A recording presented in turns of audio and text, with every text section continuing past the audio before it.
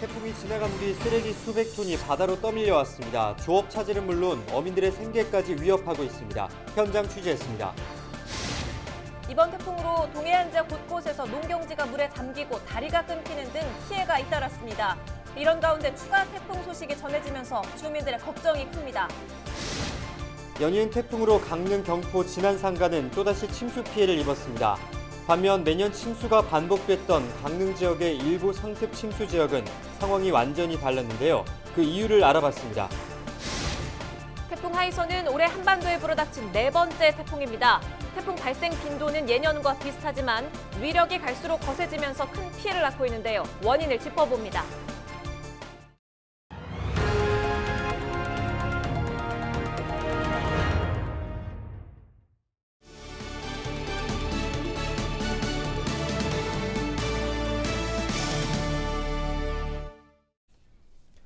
여러분 안녕하십니까? 헬로티비 뉴스입니다. 연이은 태풍에 바다까지 몸살을 앓고 있습니다. 태풍이 지나간 뒤 쓰레기 수백 톤이 바다로 떠밀려 온 건데요. 쓰레기가 띠를 잃어 바다 위에 떠돌면서 조업 차질은 물론 어민들의 생계까지 위협받는 상황입니다. 김선화 기자가 피해 현장에 다녀왔습니다. 해수욕장 백사장이 온갖 쓰레기로 뒤덮였습니다. 부러진 나뭇가지부터 페트병과 심지어 냉장고까지. 마치 거대한 쓰레기장을 방불케 합니다. 지금도 이렇게 넘실거리는 파도를 따라서 계속해서 나무와 쓰레기들이 밀려 들어오고 있습니다. 이 태풍 마이삭에 이어 하이선까지 연이은 두 개의 태풍으로 이곳 해수욕장은 쑥대밭이 됐습니다. 태풍은 항구 안까지 핥히고 지나갔습니다. 어선들이 정박해 있어야 할 항구에 배는 보이지 않고 쓰레기만 둥둥 떠다닙니다. 어민들이 팔을 걷어 치워보지만 역부족입니다. 매미나 루사 같은 경우는 이렇게도 안 됐죠. 음악 손실이라든지 눈에 보다시피 이런 것까지 밀려가고 내려가고 이런 건 없었거든요. 인근 횟집과 상점 앞에는 상인들이 수습한 쓰레기가 산더미같이 쌓였습니다. 바쁘게 움직이며 복구 작업을 하곤 있지만 언제 다시 영업을 할 수 있을지 막막할 따름입니다.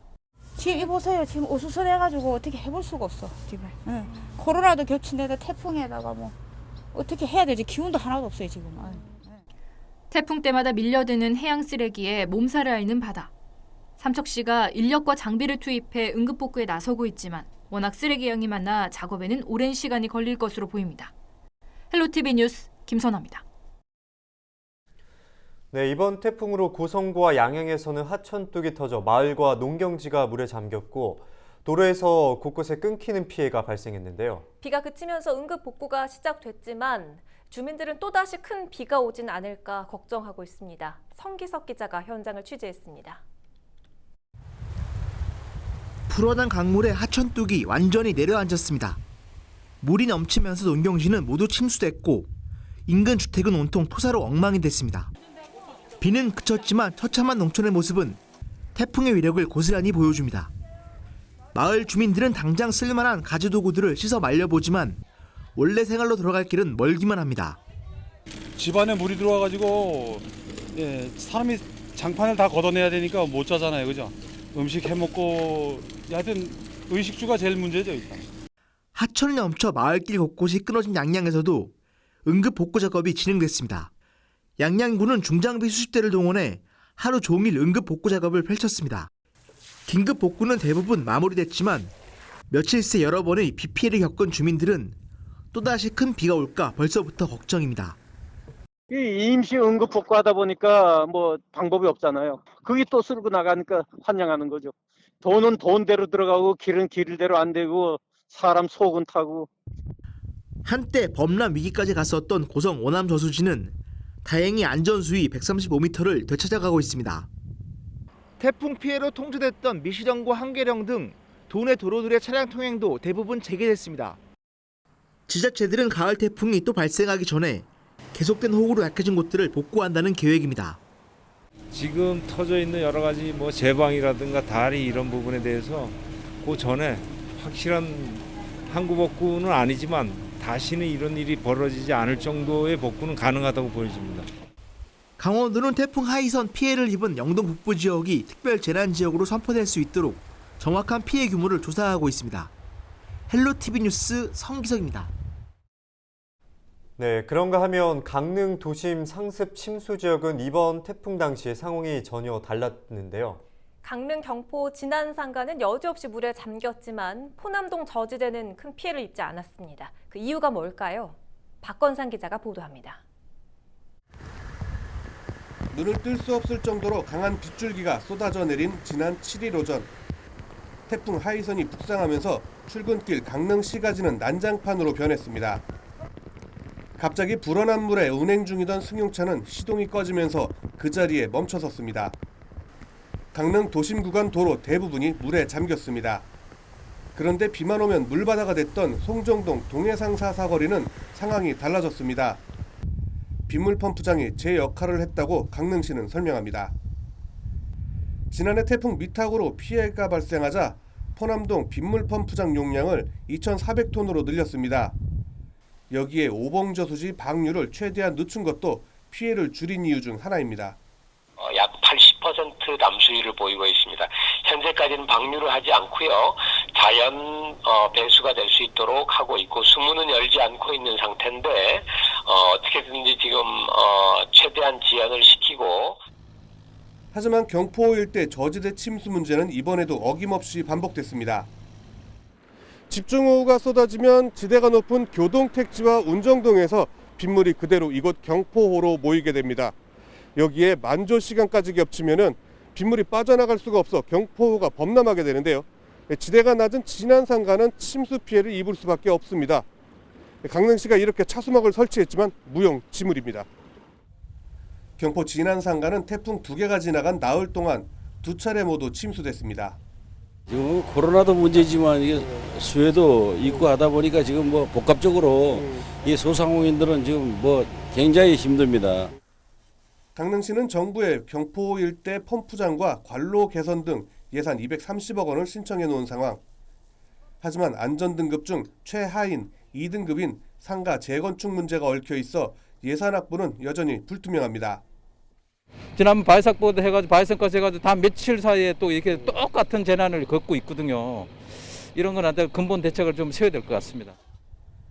매번 비 소식만 오면 짐을 싸야 하는 상습 침수 지역 주민들의 불편이 이번에는 해결될 수 있을지 관심이 모아지고 있습니다. 헬로티비 뉴스 박건상입니다. 이번 10호 태풍 하이선으로 도내에서는 1명이 실종됐고 이재민 43명이 발생하는 것으로 나타났습니다. 강원도 재난안전대책본부는 8일 기준 삼척에서 1명이 실종됐고 고성과 삼척, 강릉에서 26세대, 43명이 임시 주거시설에서 생활하고 있다고 밝혔습니다. 또 침수와 토사 유출, 낙석과 유실 등으로 도로 47곳이 피해를 입었고 주택 24동과 상가 50동, 농경지 522헥타르가 침수 피해를 입었다고 설명했습니다. 지난 7일 인명구조와 배수 지원, 안전조치 등으로 강원도 소방본부에 접수된 피해 신고는 137건입니다. 태풍 하이선이 북상한 지난 7일 진부령에 372.8mm에 달하는 폭우가 쏟아졌고 이어 미시령 365.5mm, 강릉 267.9, 고성 간성 239mm 등의 강수량을 기록했습니다.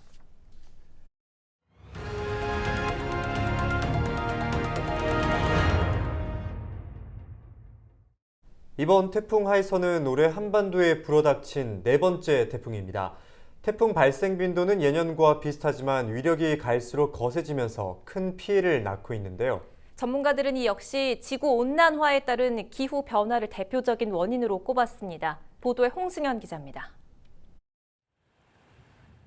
세차게 몰아친 강풍에 유리창이 산산조각 났습니다.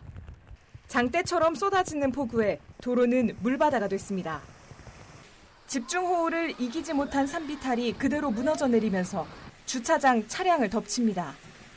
이렇듯 삽시간에 큰 피해를 낳는 태풍. 최근 몇 년 새 우리나라에 접근하는 태풍이 크게 늘었습니다. 지난 30년간 한반도로 향한 태풍은 한 해 평균 3.1개. 그런데 지난해에는 무려 7개의 태풍이 한반도에 영향을 미쳤습니다. 국내 기상관측 이래 가장 많은 기록입니다. 작년처럼 7개, 올해도 4개네요. 한 해를 두고서 우리나라에 태풍이 무지무지 막 많이 늘어났다 이렇게 단정적으로 말하기는 어렵지만 태풍이 우리나라까지 접근하는 그 접근 횟수가 늘었고 그다음에 세기가 강해졌다 이렇게는 볼 수 있어요. 문제는 태풍의 수보다 위력이 갈수록 세진다는 점입니다. 최근 10년간 한반도에 영향을 준 태풍의 절반은 초속 44m를 넘는 강한 바람을 동반했습니다. 여기에 올해는 태풍 바비에 이어 마이삭과 하이선까지 불과 열흘 만에 3개가 잇따라 한반도를 덮쳤습니다. 모두 매우 강에 해당하는 태풍으로 이렇게 강한 태풍이 연속해 국내에 영향을 미친 건 관측사상 처음 있는 일입니다. 전문가들은 지구온난화에 따른 기후변화가 태풍의 위력을 키웠다고 설명합니다. 온도가 1도씨가 상승을 하게 되면은 공기의 밀도가 팽창을 하게 됩니다. 공기의 밀도가 팽창을 하게 되면은 그 안에 포함할 수 있는 수증기의 양이 많아지는 거죠. 그러면서 그 태풍의 에너지의 원이 되는 수증기가 강하게 유입이 되면서 태풍의 규모가 점점 커져가고 있다고 말씀을 드릴 수가 있습니다. 한반도 주변 수온이 상승하면서 적도 부근에서 발생한 태풍이 세력을 키웠다는 겁니다. 여기에 중위도와 북극의 온도차로 형성되는 제트기류는 약화됐습니다. 가을이면 제트기류가 한반도 상공까지 내려와 북태평양 고기압을 동쪽으로 밀어내야 하지만 시베리아 폭염으로 제트기류가 약화되면서 북태평양 고기압이 강하게 자리 잡았고 태풍을 동쪽으로 밀어내지 못하고 한반도로 향하게 되는 이른바 태풍길이 열렸다는 설명입니다. 전문가들은 이런 상황이 지속되면 우리나라에도 일본 최대 풍속이 67m에 달하는 슈퍼태풍이 몰아칠 수 있다고 우려합니다. 기상청은 다음 달 말까지 한두 개의 태풍이 더 우리나라에 영향을 미칠 것이라고 전망했습니다. 헬로티비 뉴스 홍승현입니다. 강원경찰이 7월 1일부터 2달간 연인이었거나 연인 관계에서 발생하는 일명 데이트폭력 사범 5명을 구속했습니다. 강원지방경찰청은 집중신고 기간 중 폭행과 상해, 주거침입 등 데이트폭력 관련 신고 219건이 접수돼 그중 91명을 검거하고 5명을 구속했다고 밝혔습니다. 데이트폭력 사범은 20대가 35명으로 가장 많았고 10대가 4명, 60대 이상도 6명으로 나타났습니다. 지난 7월 원주에서는 전 여자친구가 운영하는 가게에 들어가 물건을 부수는 등 소란을 핀 50대가 경찰에 붙잡혔습니다. 춘천시가 3차 코로나19 긴급 재난지원금 지급을 추진합니다. 춘천시는 사회적 거리두기 2단계 적용으로 지역 상인들의 피해가 누적되고 있다며 이를 대상으로 3차 긴급 재난지원금을 지급할 계획이라고 밝혔습니다. 대상은 PC방과 노래방 등 고위험시설 업종 560여 곳으로 업체당 100만 원씩 지급하는 것을 검토하고 있습니다. 춘천시는 이달 말까지 제5차 추가 경정 예산안을 편성해 시의회에 제출할 계획입니다.